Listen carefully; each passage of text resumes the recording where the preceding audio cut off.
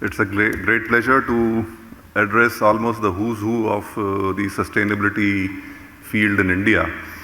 And I have to thank Dr. Batra for the great initial address that he made.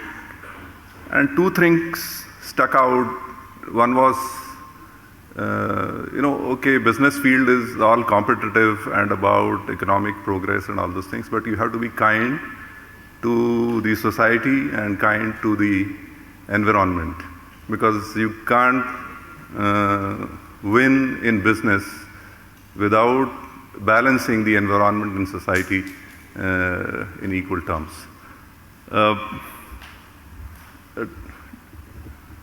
My AV will be there? Sorry, PPT.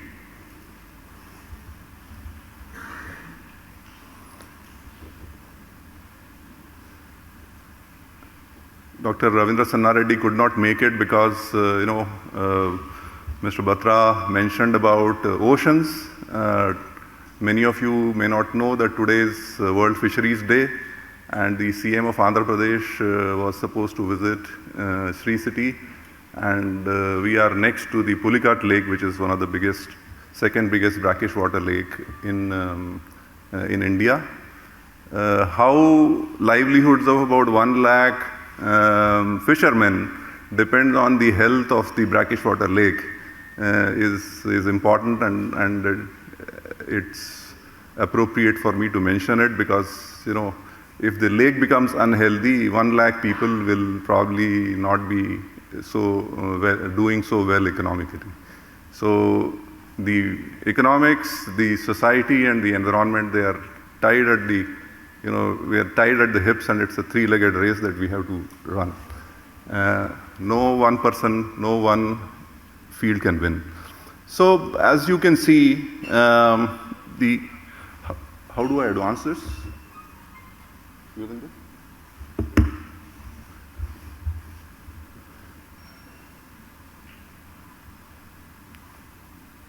Will I have this one? Green button? Okay. So thank you for showing the Sri City AV. So I don't really have to repeat all those things. I will start from our vision, because we keep saying that sustainability is almost in our DNA, because our founder managing director, Mr. Ravindra Sanna Reddy, himself is an environment sciences postgraduate from US. He worked in the US in the area of environment sciences before getting into IT industry and coming back to India, and with an intention of starting Sri City to really benefit the area where he grew up. That's very close to Chennai, but it's one of the most backward areas of Andhra Pradesh. In the 10,000 acres where Sri City is being developed for the last 15 years, we started in 2008 onwards. We have now seen not only economic progress of the local villages, but reverse migration.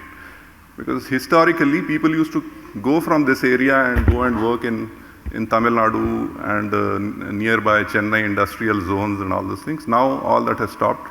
Opportunities are there for the people who used to live in Sri City, and so ultimately the whole idea was to start balance social well-being, economic progress, not at the cost of environment, but without damaging or sometimes even making it better than what it was. So since I am representing the area of city development, I would say a little bit about city, and Dr. Batra mentioned our cities are getting clogged and they are bursting at their seams and whatnot, and it is very true. If you really basically think, if we talk about reaching 4 trillion in economic size, and we are talking about 7 trillion and 10 trillion. If we have to become 7 trillion, 10 trillion, our cities have to be the foundation layer of the infrastructure, along with the roads, ports, airports, and the national infrastructure. Each state, each city has to step up and be sort of build the capacity to support all that progress. So when the FM was mentioning that we will be by in the next 10 years, 50% of the urban population of India will be living in urban areas. We are right now, I think, about 37–40%. That means about half of India, that is about 650 million people, will be living in cities. As such, our cities, we are worried how they'll be able to sustain in the present size, but these cities will be growing almost 50% in the next 10–12 years. So various different models of city growth are required. When our founders were talking about doing something near to Chennai, but away from Chennai, hustle and bustle, in the state of Andhra Pradesh, edge of Andhra Pradesh, they had the Hong Kong Shenzhen model in mind. And many of the people who have seen Hong Kong and Shenzhen, how one feeds the other, Hong Kong was the manufacturing hub and the economic hub at one time, and China had kick-started a lot of SEZs and special economic zones for fast economic growth. Shenzhen was very close and it was very small. It was a sleepy sort of fishing town or something like that at that time. Now, if you see the economy of Hong Kong and the economy of Shenzhen city, they are almost the same size. About $300 billion is the Shenzhen's economic contribution. So, if done properly, the hub and spoke or the sort of leaving the main city intact, you can develop growth centers close to it. But they are not actually piggybacking on the infrastructure of the parent city, but they are generating their own greenfield infrastructure and development models. Now, quickly, I will. It's not going forward. Hello. Can you go to the next slide, please?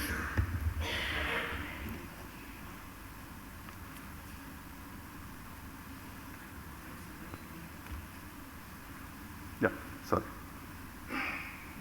went too far. Yeah. So I'll quickly cover what we added economically and socially before going to the environment part. We started in 2008, so we have completed about 15 years, and 15 years is not a big time span in the life of a city. As you say, Rome was not built in a day. We have now been able to host about 200 odd companies from 28 different countries. Number of companies operational about 145. Every 15 days a new company gets inaugurated. Now coming to this investment, all these companies put together has brought in more than $4 billion. I would say last count it will be about $4.5 billion, bringing in almost 60,000 new industrial jobs in an area where the total population was less than 3,000, and they had only part-time working kind of jobs. Agricultural jobs are not year-round. Now 60,000 people are having a year-round job and a stable income, and all of them are doing at least 100% better than what they were doing earlier. Our exports are also very good, and we are one of the best SEZs, non-IT SEZs or industrial SEZs in India. So initially when we started, the idea was how to plan a successful city. So our initial master plan gave this kind of a sequence or 4 checkpoints that you should be able to check to build a successful city. First of all, you have to bring a lot of work. If there is no work, there is no reason for people to come there and stay. Some of them will start living there. Initially, they will commute from the nearby big city, and then your civic infrastructure will develop, and then some people will start living there. Then they need schools, colleges, and education, and obviously recreation. And so this is the rough sequence that we followed, starting with work. So a lot of 60,000, 70,000 people are coming there to work every day. About 8 to 10,000 people are staying there right now. That 60,000 will go to about 1.5 lakhs. And this 8,000 people will go to about 1 lakh people living in Sri City in the next 4 to 5 years. So every day is something new in Sri City. Now, I was sort of also going to mention about sustainability, building to, how everything connects to sustainability, how sustainability and the balance is required. Even when we invite companies, or even when we try to decide which companies should come and how they should come, I would want to equate it to the Kohli's, around the pitch, hitting. So we want to hit sixes all across the sectors. So if you see the sectors that we are covering, it's almost all the major sectors: automotive, auto components, FMCG, electronics. So it becomes a resilient place. You're not dependent on one sector, you're not dependent on one big industry. Though we have about 60 Fortune 500 companies, but we are not dependent on any one of them. Let's say if one of them, performs a little less, it doesn't mean that the city becomes less lively. The other things are kicking, and like that, so the city resilience depends on who are the users, how you sort of ensure that it is de-risked from the sector-specific ups and downs and the market-specific ups and downs that every sector will face. So when we wanted to sort of develop a balanced kind of growth, we thought that we cannot do it at the cost of the social well-being or the well-being of the societies which used to live there or the local people. We cannot do it at the cost of environment. We cannot pollute the water. So we decided to follow this model, which is the famous triple bottom line model. And if you see, if you're doing economically well, and let's say you are helping society, you can say, okay, you are equitable growth. If you're doing environment and economics, you're viable, because your business will not go down. It'll keep making money, but at the cost of the society. If you are thinking only about society and green and clean and this and that, but the companies are not doing well, it is bearable to the society, but it is not going to sustain for a long time. So maintaining a balance is always at the base of whatever we are thinking, whatever we are planning, whatever programs we are running in the city, and how we are driving the growth of the city in the long run. In the last few years, we are translating our programs and our goals from the triple bottom line to the UN SDG. Though the SDG is basically appears to be a sort of paper that is set for the nation, but as a city you are a part of the nation, and what we did was, if you see the bottom part of the right side, the second layer, these are the 7 goals that we have chosen to expand on, and each of them, and out of the 17 goals, goal number 11 is specifically about the cities, and we are doing much more to expand upon that. And each of our program, each of our initiatives, we are making sure that it maps and documented according to that in the global SDG, UN SDG format. So quickly to summarize, in the environmental sustainability area, resilience and ability to recover from disasters, we have seen that in COVID. COVID was wreaking havoc in the major cities, but we had almost negligible cases of COVID, though 60% of the companies in Sri City were still running during COVID period, because either they were manufacturing food items or items that are required for the society. One company was making oxygen, so even PMO was tracking their operations. One company makes cryogenic tanks which are used for transporting oxygen and gases from one place to other. So health and safety of the city, responsible consumption of all kinds of resources. I would want to mention water here, because many cities, many big cities are actually facing acute water shortage. If not enough water is there, the industries or sometimes even supporting the general population becomes difficult.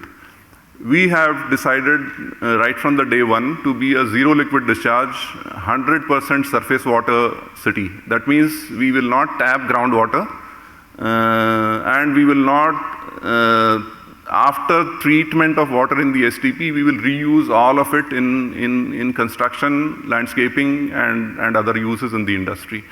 So there are very few cities which will take this kind of a target at city level, and we've done that. In case of social sustainability, we give a very, very important lot of importance to make sure that our working structures are such that the local jobs and the local entrepreneurs are promoted, and somehow their aspirations are intertwined with our aspirations and the aspirations of the companies that are running manufacturing plants and people who are living, who have come from outside and are living in Sri City. We ensure in inclusive development and accountability to manage this thing, and governance model is in combination with the state government. So in case of economic development, you have already seen, so we are and I would like to mention that Make in India and Atmanirbhar Bharat and all these initiatives of the central government, along with the business-friendly policies of the state government, have really helped us to attract a lot of good quality and diversified customers to Sri City, and ensure that through the industrial development, you are driving the economic growth of the nation. Productivity improvement, economic resilience, as I told you that, if you see all the logos, they're pretty much covering a large part of the economy. So something or the other is kicking. So you are, till you are 8 down, 9 down, your batting is still working. Diverse and multiple sectors and multiple cash flows as a city. So we are not just into developing and selling the land. We maintain, we provide various services. We keep working with them to make sure that their businesses are sustainable, so that our business is sustainable. So it's a model that many other states have liked. We keep getting a lot of delegations from Japan and various other countries. At the same time, many other state government people, their economic development boards also keep visiting us and to learn how we are doing our work and this thing on a daily basis. So with this, I would like to close my address. These are some of the pictures that you've already seen. And I'll be available throughout the day, so please feel free to interact with me to know more in detail about what we are doing. And thanks again to Business World and Dr. Batra to invite us and give us an opportunity to speak here. Thank you.